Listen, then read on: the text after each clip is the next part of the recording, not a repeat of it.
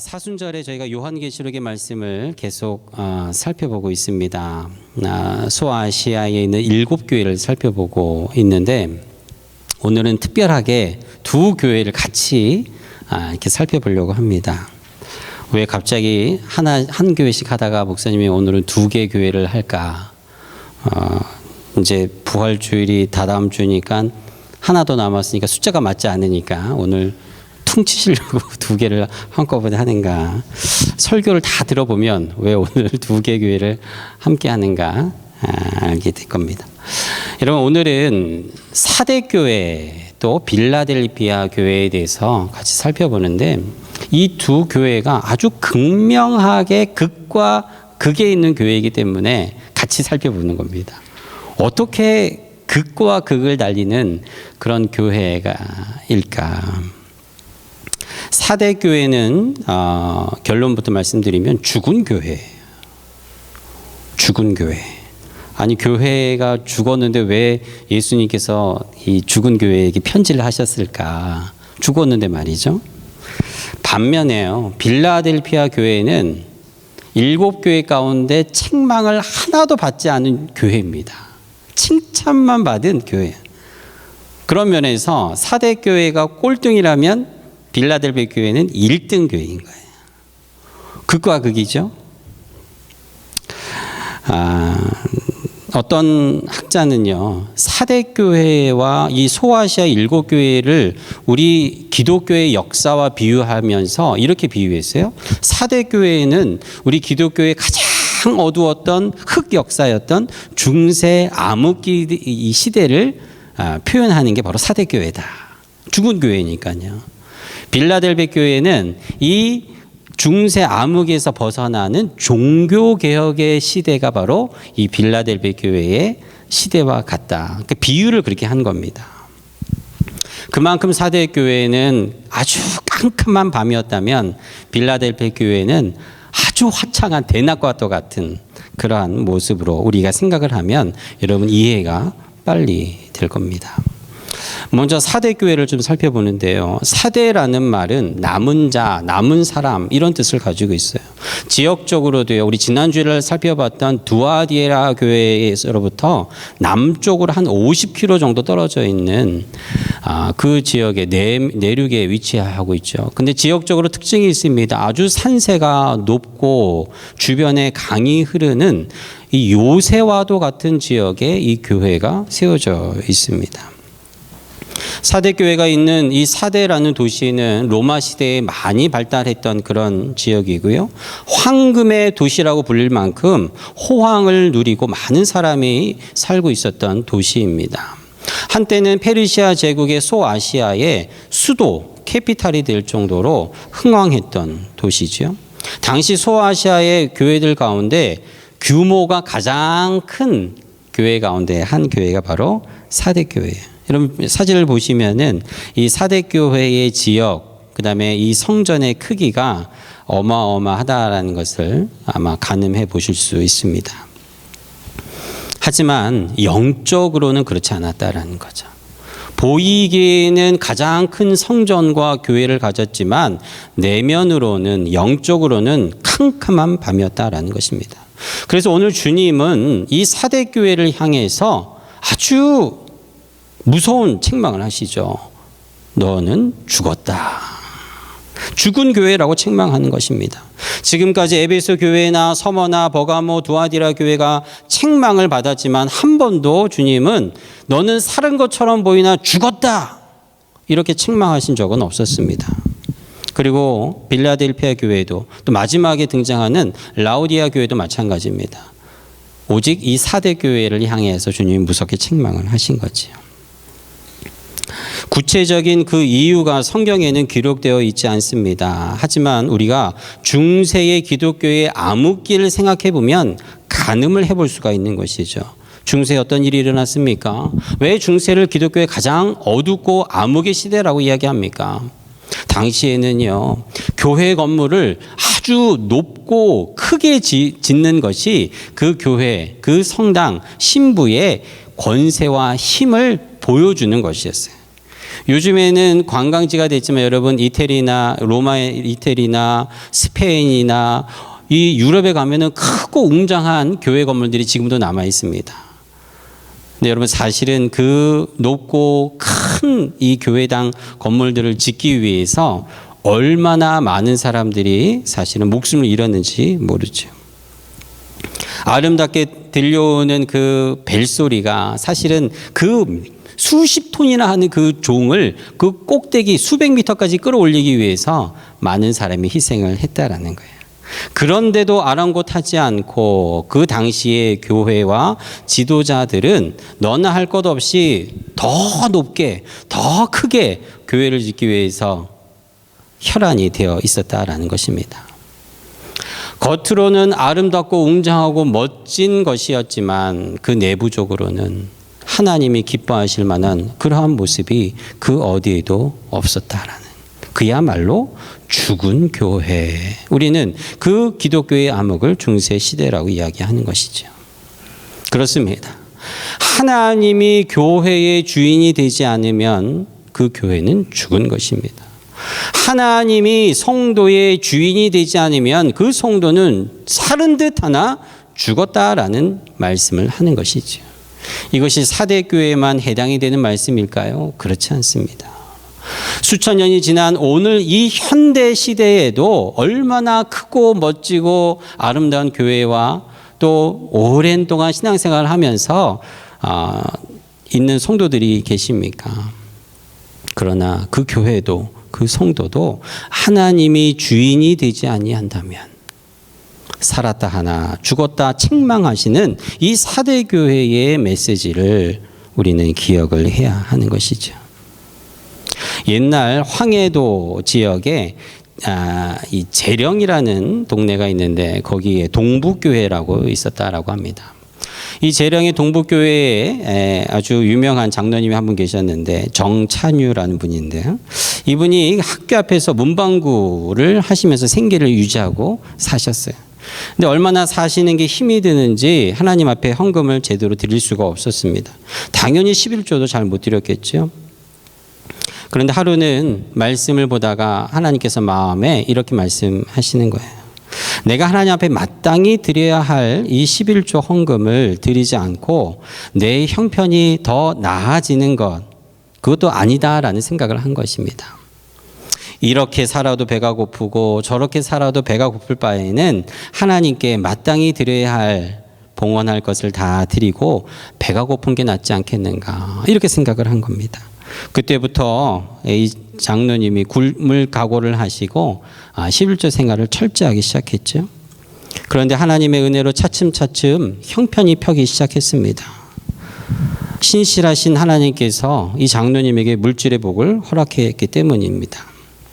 어느 정도 이제는 자금이 모아지자 문방구를 정리하고 건축 자재 가게를 열었다라고 해요. 그런데 열자마자 그 당시에 이 건축의 붐이 일어나고 너나 할 것 없이 사람들이 이 집을 신식으로 고치는 시대가 열린 거예요. 건축 자재의 가게를 열자마자 사람들이 몰려와서 자기 집을 다 짓겠다고 건축 자재를 사기 시작합니다. 갑자기 이 장로님이 황해도에서 몇 손에 들지 아니하는 그 갑부가 부자가 되는 그러한 은혜를 받게 돼요. 이제는 자기가 살던 그 허물어져가는 집도 현대식으로 고쳐야겠다. 내가 가지고 있는 이 건축 자재를 모아다가 또 많은 돈을 가지고 내가 아름다운 집을 짓고 이제는 편안하게 살겠다, 이렇게 생각을 했습니다. 그리고 뒷마당에 건축 자재를 이렇게 쌓아놓고 하루는 흐뭇한 마음으로 하나님 앞에 기도하다가 하나님께서 마음에 이런 마음을 주시는 것입니다. 내가 이렇게 지금까지 잘 살게 되고 또 하나님의 은혜로 복을 받아 이렇게 누리게 사는 것, 이것은 모두가 다 하나님의 은혜인 것을 마음 가운데 깨닫게 된 것입니다. 하나님의 성전, 아직도 허름하고 아직도 부족한 게 많은데 나는 내가 살 집만 이렇게 새롭게 고치며 사는 것, 이것은 뭔가 앞뒤가 잘못된 생각을 갖게 된 것이죠. 그리고 이제는 하나님의 이 성전을 새로 짓겠다라는 마음을 품고 하나님의 집을 다시 짓기 전에는 자신의 집을 절대로 고치지 않겠다 이렇게 마음 먹습니다. 그리고 자기 집을 짓기 위해서 모아놓았던 3년간 모아놓았던 이 자재와 또 이 돈을 모았습니다. 그 당시 돈으로 3만 환이었다라고 해요. 3만 환. 지금 이 시대의 가치로 하면 약 20억 되는 가치입니다. 이 많은 돈을 교회에 새로운 부지를 사고 3만 평 땅을 사서 아름다운 교회 건물을 아주 현대식으로 신식으로 아름답게 지었어요. 성도들 교인들은 이 장로님의 귀한 뜻을 기려서 그 봉헌한 성당의 머릿돌에다가 이렇게 새겨 놓았어요. 정찬유 장로 기념 예배당. 뭐 그렇게 할 만하지요. 그 가벼운 그런 헌신과 믿음 없이는 할 수 없었기 때문입니다. 그런데 웬일인지 갑자기 이 정장로님이 교회의 모습을 보이지 않는 것입니다. 주일에 교회에 나와서 예배드리지 않는 것이 몇 주가 지나도 오지 않습니다. 나중에 알고 봤더니 이 장로님이 저 먼 다른 교회에 출석하고 있었던 것이에요. 목사님과 성도들이 놀라서 목사님 집을 신방하면서 묻습니다. 장로님, 무슨 섭섭한 일이라도 있었습니까? 그때 장로님이 입을 열어 말씀하십니다. 제가 지금까지 이 재령에 있는 동북교회에 출석한 것은 이 교회의 주인이 예수님이었기 때문입니다. 그런데 이제는 교회 건물을 올 때마다 그 교회 머릿돌에 정찬유라는 이름을 보니 제가 도저히 주님 앞에 나올 수가 없습니다. 저는 더 이상 사람이 주인으로 있는 교회에 출석할 수 없습니다. 그때서야 목사님과 교인들은 이 장로님의 깊은 뜻을 깨닫고 머릿돌에 있는 그 이름을 다 지우고 기념 예배당이라는 이름만 남겨놓았어요. 그제서야 이 장로님이 다시 교회로 돌아와서 출석하면서 함께 믿음 생활을 했다라는 이야기입니다. 오래전에 있었던 이야기이지만 이 말씀을 보면서 한 가지 생각을 해보게 됩니다. 시대와 시간은 흘렀어도 여전히 교회와 내 삶 속에 주인이 되시는 예수님이 계시는 것과 그렇지 않은 것의 차이를 생각해 보는 것입니다. 중세 시대에도 그랬고 그 전에 오늘 요한계시록에 말씀하시는 사대교회에도 주님이 살았다 하나 죽었다라고 말씀하시는 그 이유는 단 한 가지입니다. 교회이든 가정이든 우리의 사업장이든 내 자녀들이든 내가 신앙생활하는 내 삶의 모습이든 과연 나의 주인은 누구인가라는 질문을 우리는 듣게 되는 것입니다. 사대교회는 하나님의 이름보다 자신의 이름을 내려는 중세시대의 암흑기와도 같은 자들이 그 안에 가득했기에 예수님은 죽었다라고 책망하신 것이죠. 이것은 주님이 보시기에 죽은 교회요, 죽은 성도들의 삶이었기 때문입니다. 하지만 앞이 보이지 아니하는 캄캄한 사대교회에도 오늘 주님은 솟아날 구멍이 있다 이렇게 말씀하시죠. 기회가 있는 것입니다. 오늘 우리가 읽었던 4절 말씀에 보면요. 그러나 사대에 그 옷을 더럽히지 아니한 자 몇 명이 내게 있어 흰 옷을 입고 나와 함께 다니리니 그들은 합당한 자인 연고라. 여러분, 죽었다 하는 이 교회 안에 예수님께서 소수의 진짜 신도들은 있다라고 말씀하시는 것입니다. 그렇습니다. 사대교회는 죽은 교회이지만 그 안에 아주 몇 명의 소수의 하나님이 기뻐하시는 사람이 있었다라는 것이죠. 만약에 소돔과 고모라 성과 같이 의인이 없었다면 사대교회는 계시록의 말씀에 기록되지 못했을 것입니다. 죽었다 하나 그 안에 몇 명 주님이 인정하시는 사람이 있었기에 희망과 기회가 있었다라는 것이죠. 지난 주일에 두아디라 교회에 대해 전하면서 여러분 두아디라 교회가 책망받은 것은 이세벨을 용납했기 때문이죠. 여러분 기억하실 것입니다. 열왕기상 18장에 보면은 이 이세벨의 상에서 먹는 바알의 선지자 450명, 아세라 선지자 400명, 이 850명을 엘리야가 상대해서 다 이기고 나서도 이제는 자기 혼자만 남아서 죽게 되었다라고 한탄하는 것을 여러분 보실 것입니다. 그때 하나님이 뭐라 말씀하시죠? 열왕기상 19장 18절에 이렇게 말씀하십니다. 오늘 사대교회의 4절 말씀과 열왕기상 19장 18절 말씀에 시작하는 게 똑같아요. 그러나 여러분 하나님의 이 시대의 역사입니다. 다 죽은 것 같고 엘리야가 이제는 나만 남았습니다. 이제 나를 죽여주십시오라고 한탄하며 기도할 때 하나님이 뭐라 말씀하셔요? But 그러나 내가 이스라엘 가운데 7,000명을 남기리니 바알에게 무릎 꿇지 아니하고 다 바알에게 입맞추지 아니한 자니라.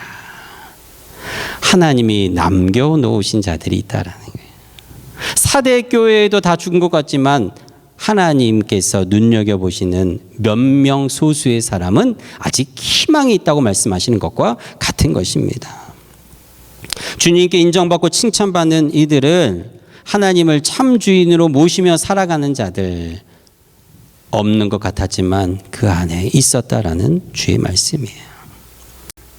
인원이 많든 인원이 적든 하나님 앞에 헌신되어 순종하며 나아가는 자들은 항상 소수가 있다라는 것을 깨닫게 됩니다. 거기도 소수였고 여기도 소수였어요. 그런 면에서 현대교회는 사이즈에 상관없이 사대교회의 교훈을 진지하게 받아들여야 합니다. 우리 교회는 성도가 수백 명, 수천 명이니까 당연히 에베소 교회와 같은 교회이다. 우리 교회는 빌라델피아 교회 같은 교회이다. 칭찬받는 교회이다. 반대로 우리 교회는 개척교회이고 매년 부흥도 안 되고 정말 연세 드신 분들만 많아서 몇 년 안 되어 희망이 보이지 않는다. 이렇게 생각하는 저희들에게 주시는 교훈인 것이 정말 그럴까요? 그래서 오늘 빌라델피아 교회를 같이 보는 겁니다. 여러분 빌라델피아 교회가 왜 칭찬받았을까요? 왜 그 교회는 책망이 없었을까? 여러분 사실 인간이 있는 곳에 어찌 허점과 단점이 없겠습니까? 왜 지적하려면 그것이 없겠습니까? 먼지가 나지 않았겠습니까? 그러나 칭찬받는 이유가 있어요. 오늘 우리가 읽었던 말씀 3장 8절 말씀입니다. 볼지어다 내가 내 앞에 열린 문을 두었을 때 능히 닫을 사람이 없으리라. 내가 내 행위를 아노니 내가 작은 능력을 가지고서도 내 말을 지키며 내 이름을 배반하지 아니하였도다. 그렇습니다. 여러분 오늘 제가 사대교회와 빌라델피아 교회를 같이 보는 이유가 바로 이거예요. 사대교회가 분명 죽은 교회이고 책망받고 희망이 없는 것처럼 보였지만 주님은 그러나 너희 안에 몇 명의 하나님의 사람이 있다라는 것을 말씀하시고 기회를 주신 빌라델피아 교회와 책망받지 않았던 그 칭찬받았던 좋은 교회가 하나님 앞에 그 칭찬받는 이유는 작은 능력을 가지고 하나님 앞에 나아갔다라는 점이에요. 사대교회도 빌라델피아 교회도 작다라는 데 여러분 관심을 가져야 해요.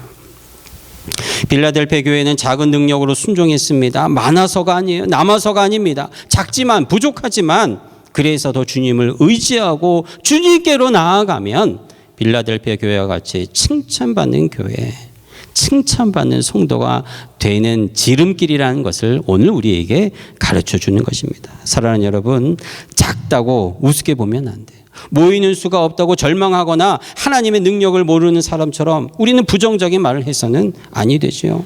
하나님은 그 수나 양을 보시지 아니하고 그들의 믿음을 보시고 소수의 순종을 보시기 때문입니다. 더 정확하게 표현하면 하나님의 관심은 한 사람에게 있습니다.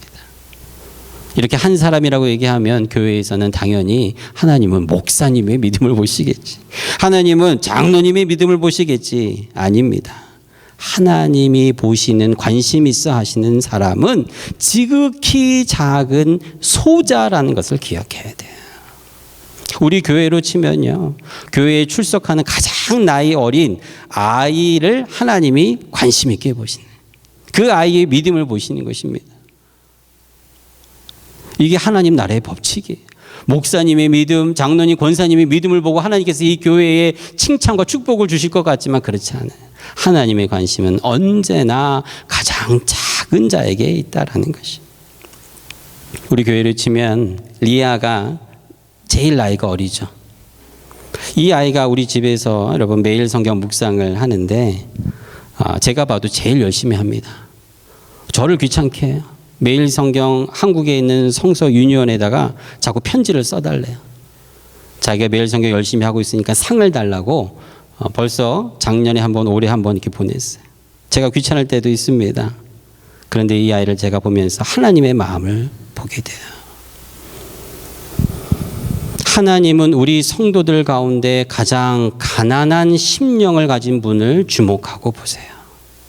하나님은 우리 가운데 가장 몸이 아프고 힘듦에도 불구하고 사대교회의 그 소수와 같이 빌라델피아 교회의 작은 능력을 가지고서도 하나님 앞에 믿음을 붙들고 순종하며 나아가는 그 가장 약하고 어렵고 힘든 자에게 관심을 가지고 있다는 사실입니다.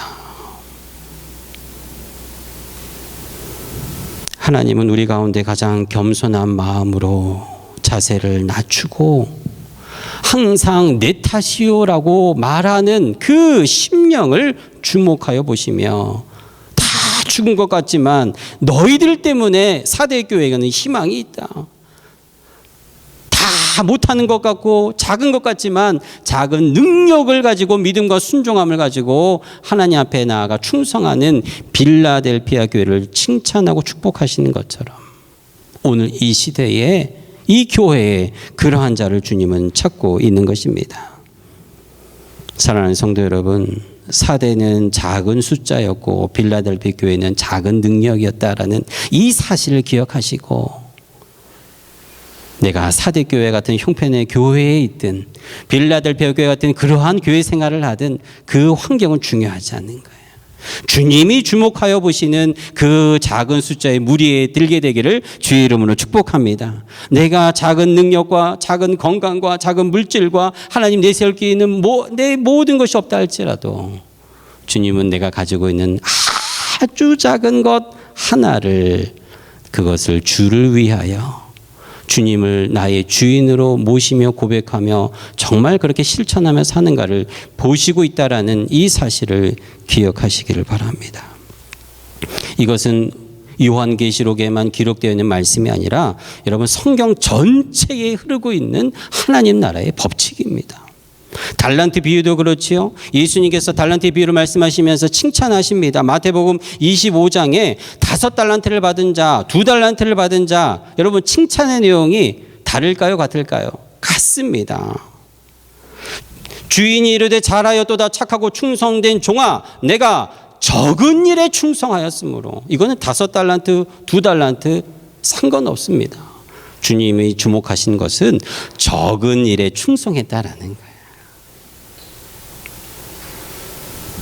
작은 것으로 충성한 것에 칭찬받는 것입니다. 여러분 오병이어의 기적도 그렇지요. 물고기도 작은 물고기 2마리예요. 작은 보리떡 5개입니다. 주님은 그 작은 것으로 기적을 베푸시죠. 작은 것은 우습게 여기고 숫자의 마음이 빼앗긴 자들에게 주님이 경고하시네요. 예수님께서는 과부가 드린 그 작은 두렙돌, 큰 부자의 많은 돈보다 더 많은 봉헌을 했다고 주님이 칭찬하시는 것을 우리는 기억합니다. 사랑하는 성도 여러분, 나는 없다, 나는 작다, 나는 부족하다, 나는 병들었다, 나는 힘들다. 그러나 주님은 나에게 없는 적은 것, 부족한 것, 작은 것을 어떻게 주님을 앞에 드리는가를 눈여겨보는 그 주님인 것을 기억하시기를 바랍니다. 정말 순수한 주님을 향한 사랑하는 그 마음을 주님은 기뻐하시고 복주기를 원하세요. 우리 교회가 작은 것을 귀하게 여기고 믿음과 순종으로 나아가는 여러분 되기를 축원합니다. 이기는 자들은 빌라델피아 교회와 같이 아무리 작은 교회라도 하나님 성전의 기둥들이 되어서 그 이름이 기록되는 영광을 누리게 될 줄로 믿습니다. 여러분들 모두 주님의 전을 받들고 있는 기둥들입니다. 인내와 사랑으로 끝까지 견디고 승리하는 이 사순절 기간이 되기를 주의 이름으로 축복합니다. 우리 함께 자리에서 일어나